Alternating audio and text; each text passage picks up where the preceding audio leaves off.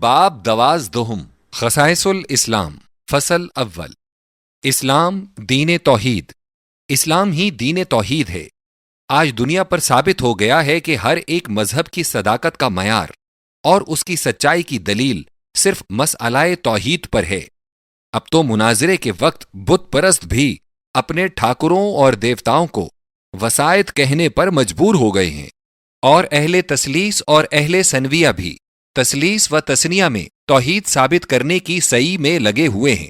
ودانت والے بھی ودیاستی کہنے میں اپنی عزت سمجھتے ہیں، لیکن حقیقت یہ ہے کہ اسلام ہی وہ واحد اور وحید دین ہے جس نے توحید کو مکمل طور پر بیان کیا ہے۔ تمام انبیاء کی دعوت مسئلہ توحید۔ اسلام ظاہر کرتا ہے کہ جملہ انبیاء و رسول کی دعوت صرف واحد مسئلہ توحید کی طرف تھی۔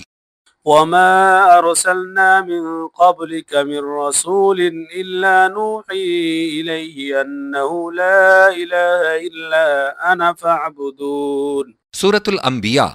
تجھ سے پہلے ہم نے جو بھی رسول بھیجا اسے یہی وحی کی کہ میرے سوا اور کوئی معبود نہیں، لہٰذا تم سب میری ہی عبادت کرو۔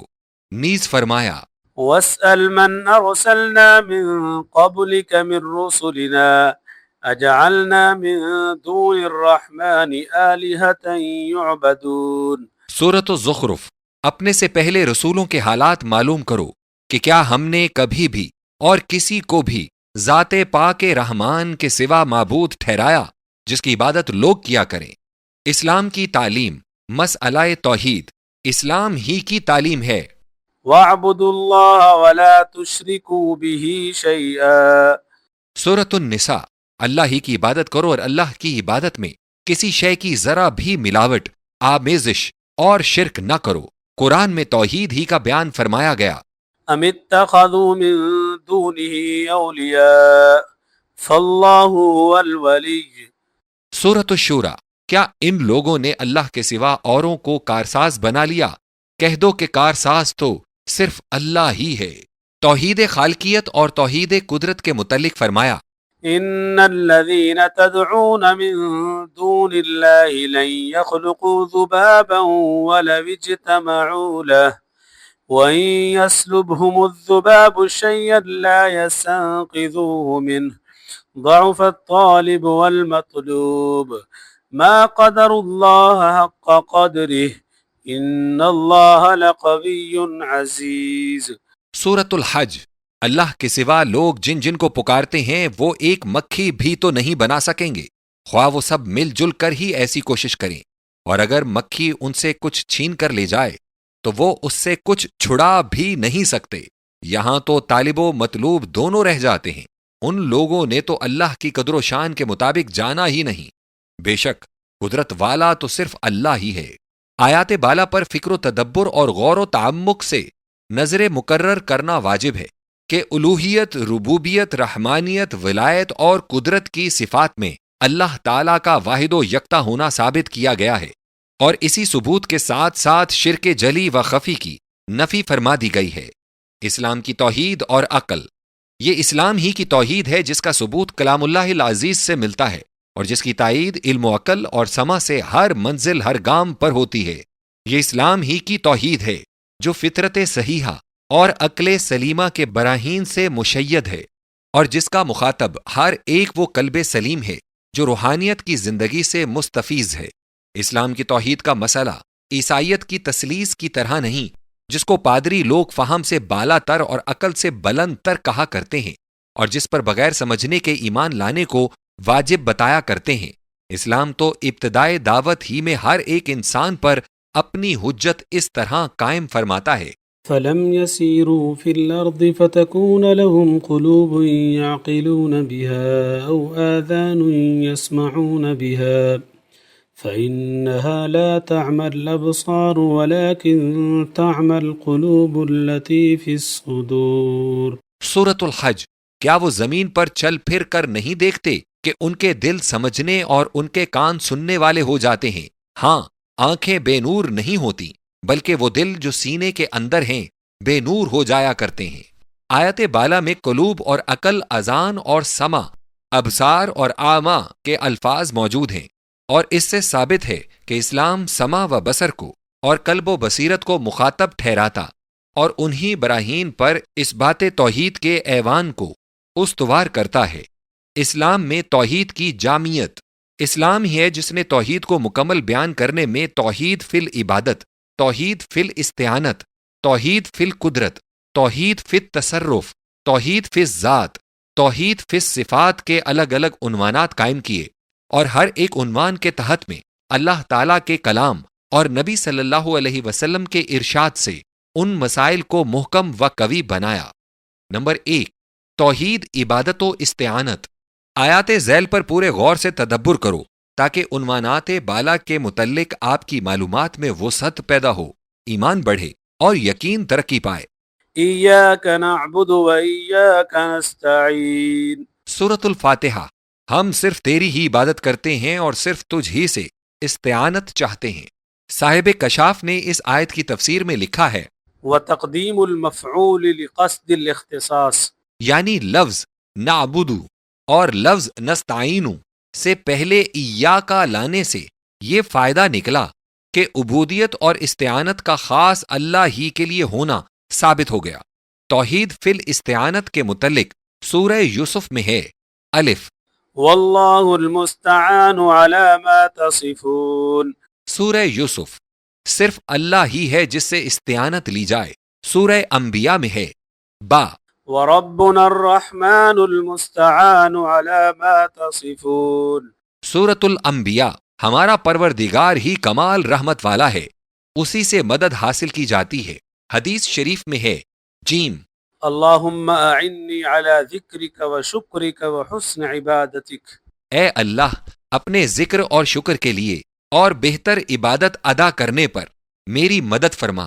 نمبر 2، توحید فی العلم، الف۔ توحید علم کے متعلق ملائکہ کا بیان۔ قالوا سبحانک لا علم لنا الا ما علمتنا، سورۃ البقرہ۔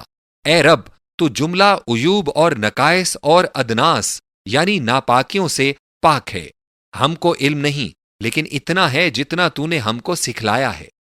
با، حضرت عیسیٰ علیہ السلام کا بیان میدان محشر میں جملہ خلائق کی موجودگی میں اور اللہ تعالیٰ کے حضور میں یہ ہوگا، تعلم ما في نفسي ولا اعلم ما في نفسك انك انت علام الغیوب۔ سورۃ المائدہ۔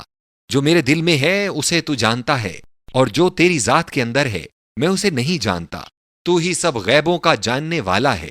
جیم۔ وعنده علم الساعة، سورۃ الزخرف۔ قیامت کا علم تو اسی کے پاس ہے۔ دال۔ انما انزل بعلم اللہ، سورہ ہود۔ یہ کلام تو اللہ کے علم کے ساتھ اتارا گیا ہے۔ ہا۔ وعنده مفاتح الغیب، سورۃ الانعام۔ علم غیب اسی کے پاس ہے۔ اللہ تعالیٰ کے اسماء حسنہ میں سے ایک اسم علیم ہے۔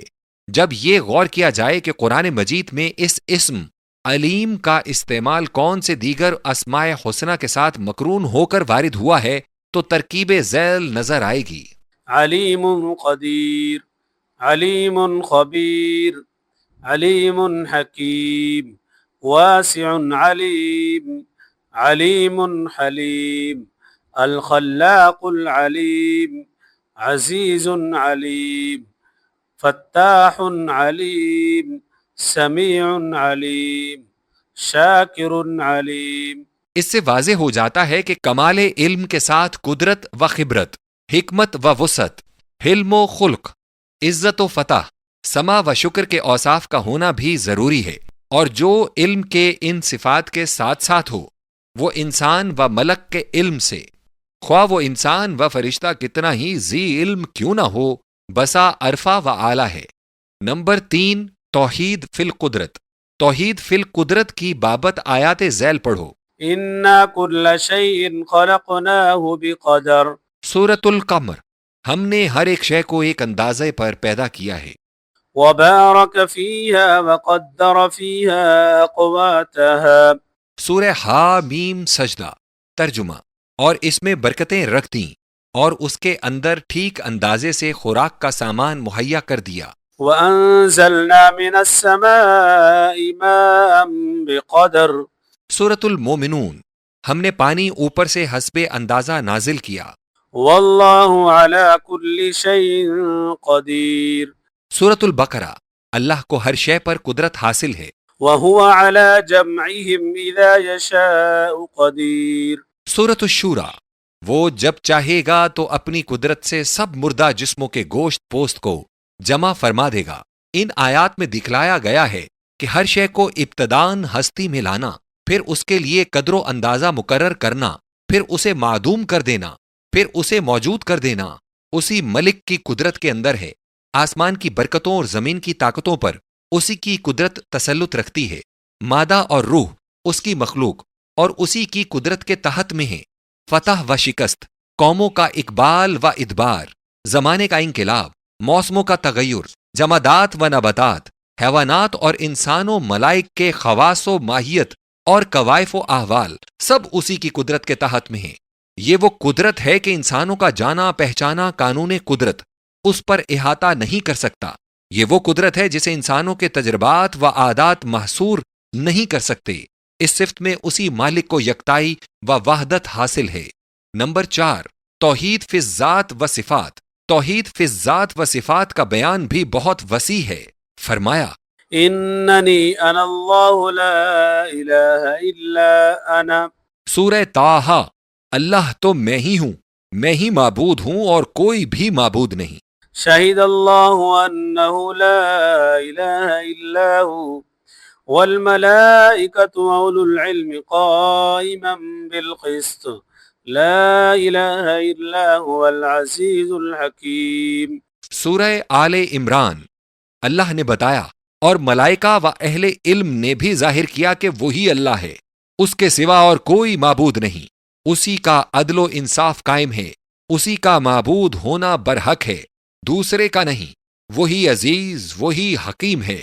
الف لام میم اللہ لا الہ الا هو الحی القیوم نزل عليك الكتاب بالحق مصدقا لما بين يديه وانزل التوراة والانجيل من قبل هدى للناس وانزل الفرقان۔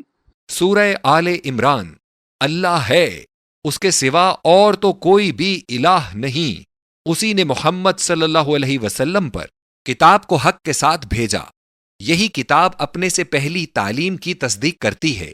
اس نے قبل ازیں تورات و انجیل کو نازل فرمایا کہ لوگوں کی رہنمائی ہو، اسی نے قرآن کو اتارا۔ هو الذي يصوركم في الارحام كيف يشاء، سورہ آل عمران، وہی ہے جو انسان کی صورتیں ارحام میں اپنے منشا کے موافق بناتا ہے۔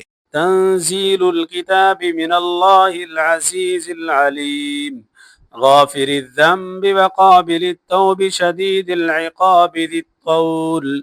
سورہ مومن، یہ کتاب اس اللہ نے اتاری جو قدرت اور علم والا ہے، وہ گناہوں کو بخش دینے والا ہے، وہ توبہ قبول فرماتا ہے، وہ سخت عذاب اور جود و عطا والا ہے۔ وقال ربكم ادعوني استجب لكم، سورہ مومن، تمہارے پروردگار کا فرمودہ ہے کہ مجھے پکارو، مجھ سے مانگو، میں سنوں گا، میں قبول کروں گا۔ اللہ الذي جعل لكم الليل لتسكنوا فيه والنهار مبصرا ان اللہ لذو فضل على الناس۔ سورہ مومن، اللہ وہی ہے جس نے رات کو تمہارے نفس کے لیے بنایا کہ تم اس میں آرام لو، اور دن کو آنکھیں روشن کرنے والا بنایا، بے شک اللہ کے فضل و احسان انسان پر بہت ہیں۔ ذالکم اللہ ربکم خالق کل شیء لا الہ الا ہو۔ سورہ مومن، اے لوگو، یہی اللہ ہے جو تمہاری پرورش کرنے والا ہے، وہ ہر شے کا پیدا کرنے والا ہے، اس کے سوا اور کوئی معبود نہیں۔ اللہ الذي جعل لكم الارض قرارا والسماء بناء وصوركم فاحسن صوركم ورزقكم من الطيبات ذلكم الله ربكم فتبارك الله رب العالمين هو الحي لا إله إلا هو فادعوه مخلصين له الدين الحمد للہ رب العالمین۔ سورہ مومن، اللہ ہی ہے جس نے تمہارے رہنے کو زمین بنائی اور آسمان کو خیمہ بنایا، اسی نے تمہاری صورتیں بنائیں اور تم کو خوب روح بنایا، اسی نے تم کو پاکیزہ چیزیں کھانے کو دیں۔ لوگو، تمہارا پروردگار یہی تو ہے۔ ہاں، اللہ بڑی برکتوں کا بخشنے والا ہے، وہی سب موجودہ اشیاء کا پالنے والا ہے، وہی زندہ ہے، وہی سب کا معبود ہے اور کوئی معبود نہیں، لہٰذا تم اسی کی عبادت ساری سچائی کے ساتھ بالکل اسی کے بن کے کیا کرو۔ خوبی اور کمال اور وصف و جمال کی سب اقسام کا مالک وہی ہے جو تمام جہانوں کی پرورش فرماتا ہے۔ لا تدركه الابصار وهو يدرك الابصار۔ سورۃ الانعام۔ انسانوں کے حواس ظاہری و باطنی اس کا ادراک نہیں کر سکتے، اور وہ جملہ قوا کا ادراک رکھتا ہے۔ ليس كمثله شيء وهو السميع البصير۔ له مقاليد السماوات والأرض يبسط الرزق لمن يشاء ويقدر إنه بكل شيء عليم۔ سورہ شورى۔ اس کی مثال جیسی بھی کوئی شے نہیں، وہ سمیع ہے اور بصیر ہے۔ آسمانوں اور زمین کی کنجیاں اسی کی ملک ہیں، وہ جس کے لیے چاہتا ہے رزق فراخ کرتا ہے اور اندازے کا دیتا ہے، وہ ہر شے کا علم رکھنے والا ہے۔ فلا تضربوا لله الامثال۔ سورۃ النحل۔ اللہ کے لیے کہاوتیں اور مثالیں نہ بیان کیا کرو۔ اللہ الذي لا الہ الا هو الحی القیوم لا تأخذه سنة ولا نوم له ما في السماوات وما في الأرض من ذا الذي يشفع عنده إلا بإذنه يعلم ما بين أيديهم وما خلفهم ولا يحيطون بشيء من علمه إلا بما شاء وسع كرسيه السماوات والأرض ولا يؤوده حفظهما وهو العلي العظيم۔ سورۃ البقرہ۔ اللہ ہے، وہی معبود ہے اور کوئی نہیں، وہی زندہ و پائندہ ہے، اونگ یا نیند کا اس پر اثر نہیں۔ آسمان اور زمین اور ان کی سب چیزیں اسی کی ہیں۔ کون ہے جو اس کے پاس شفاعت اذن کے بغیر کرے؟ وہ سب کی اگلی پچھلی حالتوں کو جانتا ہے، مگر مخلوق اس کے علم کا ذرا بھی احاطہ نہیں کر سکتی۔ اس کا علم آسمانوں اور زمینوں سے فراخ تر ہے، وہ آسمان و زمین کی حفاظت سے تھک نہیں جاتا، وہ سب سے بالا تر ہے اور سب سے بزرگ تر ہے۔ قل هو اللہ احد اللہ الصمد لم یلد ولم یولد ولم یکن له کفوا احد۔ سورہ اخلاص۔ بتا دے کہ وہ اللہ ہے، اللہ ایک ہے، اللہ سب کی حاجات کو پورا کرنے والا ہے، نہ اس کی کوئی اولاد ہے اور نہ وہ کسی کی اولاد ہے، اس کی کفو کا کوئی بھی تو نہیں۔ ناظرین، میں نے ان آیات کو جمع کر دیا ہے، اگر ان کے معنی اور فوائد پر کچھ تحریر کیا جائے تو اس کے لیے کتاب ضخیم درکار ہے۔ تدبر کرنے والے کو پتہ لگ جائے گا کہ جو توحید اسلام سکھلاتا ہے اور قرآن پیش کرتا ہے وہ فلاسفروں کی توحید سے بالکل ارفع و اعلیٰ ہے، جو جوہر و عرض اور قدیم و حادث ہیولا اور مادہ کے متعلق الفاظ اور فرضی اشکال کا مجموعہ ہے، اور جس میں اللہ تعالیٰ کی ذات و صفات باقی ہی نہیں رہتی۔ نیز اسلامی توحید اس اعتقاد تجسم سے بھی بالا تر ہے جس کے الفاظ اللہ تعالیٰ کو ایک مجسم شے بتاتے ہیں، اور اس اعتقاد تنزیہ سے بھی اعلیٰ ہے جس میں نفی صفات کو تقدیس کہا جاتا ہے۔ آیات قرآنیہ سے عرفان صحیح حاصل ہوتا ہے، اور اسی عرفان سے قلب سلیم نور یقین سے منور ہو جاتا ہے۔ بیان توحید میں اسلام کا یہ اسلوب خاص خصوصیت رکھتا ہے۔ خصائص الاسلام۔ فصل دوم۔ اسلام مذہب روحانیت۔ اسلام ہی روحانیت کا مذہب ہے۔ نمبر 1، مذہب کا بحیثیت مذہب نمایاں جوہر یہ ہے کہ اس میں روحانیت موجود ہو۔ اگر کسی مذہب میں روحانیت موجود نہیں تو اسے مذہب کہنا غلط ہے، بلکہ وہ ایک سوسائٹی یا جمعیت ہے۔ دنیا میں جس قدر مذاہب قدیم پائے گئے ہیں ان میں سے کوئی مذہب ایسا نہیں جس نے روحانیت کی موجودگی کا دعویٰ نہ کیا ہو، عام اس سے کہ وہ دعویٰ کہاں تک صحیح تھا، نیز قطع نظر اس سے کہ روحانیت کا مفہوم بھی درست سمجھا گیا یا نہیں۔ یہ مسلمہ امر ہے کہ انسان نام ہے روح اور جسم کے مجموعے کا، جسم کی ضروریات جسمانی اور مادی اشیاء میں پوری ہو جاتی ہیں، جن اشیاء پر اہل دنیا ترفع اور عیش، آسودگی و آرام، ناز و نعمت اور شادمانی و مسرت کے نام استعمال کرتے ہیں، یہ جملہ اشیاء جسمانی ہوتی ہیں، اور ان کے استعمال سے جو التزاز یعنی لذت حاصل ہوتا ہے وہ بھی مادیت کو لیے ہوئے ہوتا ہے۔ لہذا قابل غور یہ رہ جاتا ہے کہ روح کی شادمانی و مسرت کی اشیاء کیا ہیں اور کیوں کر حاصل کی جا سکتی ہیں۔ اس عنوان کے تحت میں ان لوگوں سے خطاب کی ضرورت نہیں جو روح انسانی کے وجود سے منکر اور روحانیت سے قطعاً بے خبر ہیں، کیونکہ ہمارا مقصود اسلام کو مذاہب عالم کے سامنے پیش کرنا ہے، نہ کہ منکرین مذہب کے خیالات کی تنقید۔ روحانیت اور دوسرے مذاہب۔ نمبر 1، گوتم بدھ نے روحانیت کا ذکر صاف لفظوں میں نہیں کیا۔ وہ انسان یا روح انسان کے لیے صرف یہی اعلیٰ کمال تصور کرتا ہے کہ انسان دکھ سکھ کی بندشوں سے آزاد ہو جائے۔ اس کی تعلیم پر گہرا غور کرنے کے بعد محسوس ہوتا ہے اس کا سبق اخلاق انسانی کے بیان سے آگے نہیں بڑھا۔ سیدنا موسیٰ علیہ السلام کی تعلیم میں توحید کا بیان موجود ہے، مگر اسی قدر جو ابتدائی مراتب ایمان کے لیے ضروری ہے۔ ان کی تعلیم میں رد شرک موجود ہے، مگر اسی قدر جو شرک اعظم کے رد کے لیے ضروری ہے۔ بعد ازیں روحانیت کا ذکر نہیں کیا گیا، جس کی وجہ افراد امت کی پست فطرتی و دنیا طلبی تھی۔ داؤد علیہ السلام کی زبور میں باب مناجات کھولا گیا ہے۔ بندے کو اللہ کے حضور میں تضرع و زاری کا طریق سکھایا گیا ہے، لیکن ان مناجاتوں میں بھی نصرت اور فتح اور دشمن کی ہلاکت و خسران کو سب سے بڑا مدعا بنایا گیا ہے، اور چند مناجاتوں کے سوا باقی اسی رنگ میں رنگین ہیں۔ سیدنا مسیح علیہ السلام نے آسمانی حکومت اور آسمانی بادشاہت کا لفظ سنایا۔ یہ الفاظ یقیناً روحانیت کا مظہر ہیں۔ حضور مسیح علیہ السلام نے سادے دل سے اپنے خالق کے سامنے محبت کرنے کا بھی ذکر کیا۔ یہ خالص روحانیت کا سبق تھا، لیکن افسوس کے سامعین کے عدم ذوق اور عدم وجدان اور فقدان تحمل و برداشت کی وجہ سے اس نیک استاد کو بھی یہی کہنا پڑا کہ اس مضمون کی تکمیل روح الحق فرمائے گا۔ اسلامی روحانیت احسان۔ حدیث پاک میں روحانیت کی تعلیم کو الاحسان کے نام سے موسوم کیا گیا ہے، اور اس مشہور و متواتر حدیث میں جسے ابو ہریرہ رضی اللہ عنہ سے صحیحین نے اور عمر فاروق رضی اللہ عنہ سے صحیح مسلم نے روایت کی ہے، اس لفظ کے معنی یہ بتلائے گئے ہیں: الاحسان ان تعبد اللہ کانک تراہ فإن لم تکن تراہ فإنہ یراک۔ ترجمہ: احسان یہ ہے کہ تو اللہ کی عبادت ایسے کرے گویا تو اسے دیکھ رہا ہے، یا پھر اس طرح کہ اگر تو اسے نہیں دیکھ رہا تو وہ تجھے دیکھ رہا ہے۔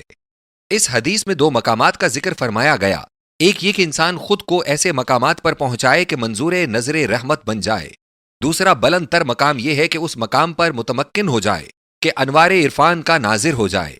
اس حدیث پاک سے ثابت ہوا کہ روحانیت کا مقصود یہ ہے کہ رابطہ قلب اور نسبت روح رب العالمین کے ساتھ درست اور صحیح ہو جائے، اور اس مقصود کے حصول کا ذریعہ بندگی ہے۔ اس مقصود کی شرح اور حصول مقصود کی توضیح میں اسلام نے جو کچھ بیان کیا ہے وہ اس قدر زیادہ ہے کہ اس کے مقابلے میں دیگر مذاہب کے بیانات 100واں یا 1000واں حصہ بھی نہیں سمجھے جا سکتے۔ لہٰذا یہ کہنا بالکل صحیح ہے کہ اسلام ہی روحانیت کا مذہب ہے۔ عبودیت اور اس کے مظاہر۔ اسلام نے عبودیت کا بیان نہایت وضاحت سے کیا ہے، کیونکہ روحانیت کا محل اسی بنیاد پر بلند ہوتا ہے۔ بتایا کہ عبودیت کے مظہر قلب اور زبان اور جوارح ہیں۔ اب مختصر سی تفصیل سنو۔ واجبات قلب 5 ہیں۔ نمبر 1، نیت۔ عادت و عبادات میں فرق کرنا نیت کا کام ہے۔ مراتب عبادت کا تفاوت قائم کرنا نیت کا کام ہے۔ نمبر 2، اخلاص۔ اخلاص کا مدعا وحدت مطلوب ہے۔ نمبر 3، صدق۔ اس کا مدعا وحدت طلب ہے۔ نمبر 4، انابت۔ سعی کامل اور توجہ کامل کے ساتھ رجوع اللہ کا نام انابت ہے، اور توبہ اس کا پہلا زینہ ہے۔ نمبر 5، محبت۔ حبت القلب یعنی دانائے دل کی آبیاری محبت ہی سے کی جاتی ہے، اور یہی ایک دانہ پھلتا اور پھولتا ہوا 7 بالیاں بن جاتا ہے، اور ایک بالی میں 100 دانے بن جاتے ہیں۔ واجبات زبان 5 ہیں۔ نمبر 1، وحدانیت و رسالت کی شہادت۔ نمبر 2 دوام ذکر۔ نمبر 3 التزام دعا، کسی مدعائے خالص کے لیے دعا کرنا اور شے ہے، اور فرائض عبودیت کی ادائیگی کے لیے دعا کو لازم بنا لینا اور شے ہے۔ یہاں یہی صورت مقصود ہے۔ نمبر 4 تبلیغ، امر بالمعروف اور نہی عن المنکر اسی لفظ کے اندر شامل ہیں۔ نمبر 5 تعلیم، ناواقف کو بتانا، نادان کو دانا بنانا، علوم شریعہ کا پھیلانا۔ جیم واجبات جوارح کی تفصیل غور سے دیکھو۔ نمبر 1 واجبات سمع، کلام اللہ اور حکم رسول اللہ صلی اللہ علیہ وسلم پر کان لگانا، نصیحت اور کلمہ حق کو غور سے سننا۔ نمبر 2 واجبات بصر، کائنات کو عبرت و خبرت سے دیکھنا، بصارت و بصیرت سے کام لینا۔ نمبر 3 واجبات ذوق، عقل حلال و حرام اور نشیلی چیزوں سے پرہیز۔ نمبر 4 واجبات اعضاء، خضوع و خشوع۔ نمبر 5 واجبات جسم، قلب کی اطاعت کرنا، ضمیر پاک کے خلاف کسی عضو سے کام نہ لینا۔ یہ سب 15 اقسام ہیں اور انہی کے مجموعے کا نام عبودیت ہے۔ فنا و بقا کی تشریح، بیان روحانیت کے لیے فنا و بقا کی شرح بتلانا ضروری تھا۔ حدیث بالا میں جس اولین مقام فَإِنَّهُ يَرَاكَ کی جانب اشارہ فرمایا گیا ہے، اسی کو اصطلاح صوفیہ میں مقام فنا کہتے ہیں۔ اس لفظ سے فنائے لغوی مراد نہیں، بلکہ فنا سے مراد ما سوا کا زائل کرنا ہے اور عنایت سے غائب ہو کر شہود حق تک پہنچ جانا ہے۔ اسی فنا کے تحت میں توبہ، تذکر، ورع، زہد، اخبات، تبتل، خوف و رجا آ جاتا ہے۔ فنا و بقا کا مسئلہ اور توحید۔ براہین بالا سے واضح ہے کہ اسلام مسئلہ توحید کے اس بات میں کائنات کے ایک ایک ذرے کو انسان کے مشاہدے اور غور و تفکر و تدبر کے سامنے پیش کرتا ہے۔ اسلام ذوق سلیم اور وجدان صحیح کی راہ پر علم اور عقل اور تجربے اور مشاہدے کی مصابیح کو روشن کرتا ہے، اور پھر اس راہ کے سالک کو مندرجہ ذیل منازل کی سیر کراتا ہے۔ والذین اہتدوا زادہم ہدی وآتاہم تقواہم۔ سورہ محمد، اور جو ہدایت یاب ہیں اللہ ان کی ہدایت کو بڑھاتا اور انہیں تقوی عطا کرتا ہے۔ وَيَزِيدُ اللَّهُ الَّذِينَ اهْتَدَوْا هُدًى۔ سورہ مریم، ہدایت والوں کو ہدایت میں ترقی پر ترقی دیتا ہے۔ فَأَمَّا الَّذِينَ آمَنُوا فَزَادَتْهُمْ إِيمَانًا۔ سورہ توبہ، اور بعد ازاں منزل مقصود پر پہنچا کر یہ بشارت عظیمہ پہنچاتا ہے۔ يا أيتها النفس المطمئنة ارجعي إلى ربك راضية مرضية۔ سورہ فجر، اے اطمینان یافتہ نفس، اپنے رب کی طرف رجوع کر، خوشی کے ساتھ اور بشارت کے ساتھ۔ توحید کی ضد شرک ہے، رد شرک کے دلائل علیحدہ بیان فرمائے۔ لو كان فيهما آلهة إلا الله لفسدتا۔ سورۃ الانبیاء، اگر آسمان اور زمین میں اللہ کے سوا کوئی بھی معبود ہوتا تو نہ زمین قائم رہتی نہ آسمان قائم رہتا۔ نیز فرمایا، ام اتخذوا من دونه آلهة قل هاتوا برهانكم۔ سورۃ الانبیاء، کیا ان لوگوں نے اللہ کے سوا کسی اور کو بھی الہ بنا لیا ہے؟ ان سے کہہ دو کہ اس اعتقاد کے ثبوت میں کوئی برہان تو پیش کرو۔ اسلام ہی بتلاتا ہے کہ جملہ رسل کی اولین اور آخرین دعوت یہی کلمہ مبارکہ رہا ہے۔ اعبدوا اللہ ما لکم من الہ غیرہ۔ سورۃ الاعراف، اللہ ہی کی عبادت کرو، اس کے سوا اور کوئی بھی تمہارا معبود نہیں۔ یہی وہ کلمہ مقدسہ ہے جو الوہیت رب العالمین کو دل میں قائم کر دیتا ہے، اور یہی وہ کلمہ توحید ہے جو دل کو شرک غیر سے پاک و صاف بنا دیتا ہے۔ یہی وہ کلمہ ہے جو اس بات کو بقا عطا کرتا ہے، اور یہی وہ کلمہ ہے جو نفی کو فنا دکھلاتا ہے۔ اسی آیت کو سورہ آراف میں 4 بار، سورہ انعام میں 2 بار اور سورہ آل عمران میں دہرایا گیا ہے۔ بیان توحید کے متعلق فرمایا گیا ہے، قل اغیر اللہ اتخذ ولیا فاطر السماوات والارض۔ سورۃ الانعام، ان سے پوچھو کیا آسمان اور زمین کو وجود بخشنے والے اللہ کے سوا کسی اور کو مددگار بناؤں؟ اب کیا اس کے سوا اور کسی کو ولی و کارساز بنانے کی ضرورت رہ جاتی ہے؟ کیا کسی اور کو بھی دل کا مالک ٹھہرانے کی کوئی وجہ ہو سکتی ہے؟ کیا میں ایسا کروں؟ نہیں، ہرگز نہیں۔ قل اغیر اللہ ابغی ربا وهو رب كل شيء۔ سورۃ الانعام۔ ان سے پوچھو کہ اس رب کے سوا جو ہر ایک کی پرورش کرنے والا ہے، کیا میں اور کی تلاش اپنا رب بنانے کے لیے کروں؟ فانی معبود نہیں ہو سکتا۔ ولا تدع مع اللہ الہا آخر لا الہ الا ہو کل شیء ہالک الا وجہہ۔ سورہ قصص۔ وہ اللہ جس کے سوا کوئی بھی معبود نہیں ہے، اس کے ساتھ ساتھ دوسرے کو مت پکارو۔ دیکھو، ہر ایک شے موت اور ہلاکت اور فنا والی ہے، صرف اللہ ہی کی ذات ہے جو موت اور فنا سے برتر ہے۔ غیر اللہ کو پکارنے والے، خواہ عیسیٰ مسیح علیہ السلام اور عزیر نبی اور دیگر بزرگان کے پکارنے والے ہوں، یا فرضی اور خیالی دیوتاؤں کے پکارنے والے ہوں، اللہ تعالیٰ نے بتلا دیا کہ ان میں اور اللہ تعالیٰ میں ما بہل امتیاز کیا ہے۔ وہ عیسائی جو تسلیم کرتا ہے کہ مسیح علیہ السلام کو پکڑا گیا، پھانسی پر لٹکایا گیا، قبر میں دفنایا گیا، اس پر اللہ تعالیٰ کی حجت ہے کہ ایسا شخص معبود نہیں ہو سکتا۔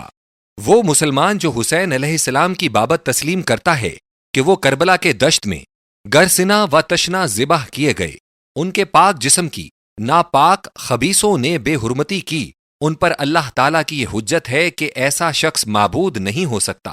وہ کرشن مہاراج جس نے اپنی راجدھانی کو اپنی آنکھوں سے لٹتے اور اجڑتے دیکھا، جس نے اسی اندوہ و غم میں اپنے آپ کو ہمالہ کی برف کا لقمہ بنایا، وہ کبھی معبود نہیں ہو سکتا۔ وہ سدھارتھ گوتم جو بدھ بمانا بیدار کے نام سے روشناس ہوا، جس کی لاش نیپال کی ترائی میں بمقام قسن آرا جلائی گئی، اور اس لاش کی راکھ 8 مختلف مقامات میں تقسیم کی گئی، اور جا کر ہر ایک جگہ یادگاری گنبد تیار کیے گئے، کبھی بھگوا لائق عبادت اور آرہم یعنی ذات پاک نہیں ہو سکتا۔ بدھ مذہب کا ہر ایک شخص بدھ کی مورتی کے سامنے پھول چڑھاتا ہے، اور بدھ کی صفت و ثنا میں ایک منتر پالی زبان کا پڑھتا ہے، جس میں قریباً 15 لفظ بدھ کی ثنا کے ہیں۔ بھگوا آرہم بھی انہی الفاظ میں سے ہے۔ وہ سیدنا و مولانا محمد رسول اللہ صلی اللہ علیہ وسلم جو 28 صفر 11 ہجرت سے 13 ربیع اول تک بیمار رہے، جنہوں نے 13 کی سپہر کو انتقال اور رفیق اعلیٰ سے وصال فرمایا، جو 14 کو بعد مغرب لحد منور میں لٹائے گئے، جو شان علیہ کے اعتبار سے امام الانبیاء و سید المرسلین ہیں، علامت تدفین و قبر کی وجہ سے کبھی معبود و مسجود نہیں ہو سکتے۔ الغرض آیت بالا کے اس نشان واحد نے توحید کو نہایت مستحکم کر دیا ہے۔ مقامات فنا و بقا، فنا میں رغبت، تعظیم اوامر و نواہی، تسویہ و تہذیب، استقامت، صبر، تفویض، سکہ، تسلیم، اخلاص، تواضع، فقر و غنا، تعصب و حزن، اغتراب، غیبت شامل ہیں، اور بقا کے تحت میں حیا، رضا، شکر، صدق، ایثار، فتوت، مروت، انبساط، ادب، انس، ذکر، علم، حکمت، تعظیم، سکینہ، تمانیت، غیرت، شوق، ذوق، شہود، سرور، تمکین، مکاشفہ، حیات بالعلم، حیات بالوجود، بسط، صحو، معرفت، یقین، صدق، تحقیق شامل ہیں۔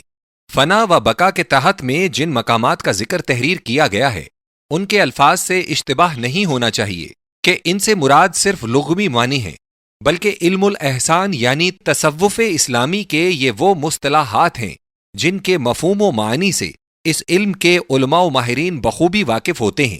کتاب اللہ اور سنت رسول اللہ صلی اللہ علیہ وسلم سے ان الفاظ کا ثبوت اور استنباط ہوتا ہے۔ ان مقامات کی تعریف اور احوال کی تفصیل اور نفس و قلب و روح انسانی کے ساتھ ان کے ارتباط اور نتائج ارتباط اور ثمرات نتائج بیان کرنے کے لیے ایک دفتر درکار ہے، اور بائیں ہمہ علماً و عملاً ان کی ماہیات لفاظی سے برتر اور احوال سے متعلق ہیں۔